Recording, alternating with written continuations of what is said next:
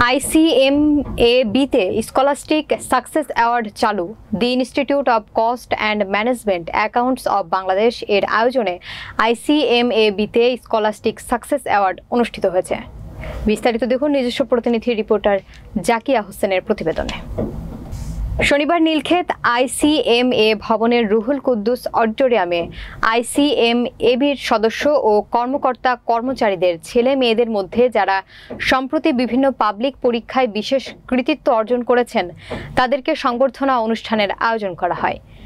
ICMAB-র এই নতুন উদ্যোগে অংশ নেওয়ায় ICMAB এর president professor doctor Mohammad Selim Uddin উপস্থিত সকল শিক্ষার্থী ও অভিভাবকদের ধন্যবাদ জানান।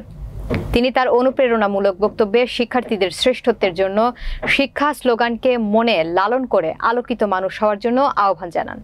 শুভেচ্ছা বক্তব্যে ICMAB এর সাবেক প্রেসিডেন্ট ও সদস্য মোহাম্মদ সেলিম সকলকে ধন্যবাদ জানান। ICMAB এর ট্রেজারার আব্দুল মতিন পাটোয়ারির উত্তীর্ণ সকল শিক্ষার্থীদের তাদের স্ব স্ব ক্ষেত্রে উৎকর্ষ সাধনের আহ্বান জানান। অন্যান্যদের মধ্যে ICMAB এর vice president Mohammad Aktaruzzaman, council সদস্য মোহাম্মদ কাউসার আলম, মোহাম্মদ জাহাঙ্গীর আলম, মোহাম্মদ মাকসুদুর রহমান ও ডক্টর সৈয়দ আবদুল্লাহ আল মামুন সহ ফেলো ও অ্যাসোসিয়েট সদস্য ও শিক্ষার্থীবৃন্দ উপস্থিত ছিলেন। অনুষ্ঠানে কৃতিত্ব অর্জন করা শিক্ষার্থীদের ক্রেস্ট ও উপহার সামগ্রী প্রদান করা হয়।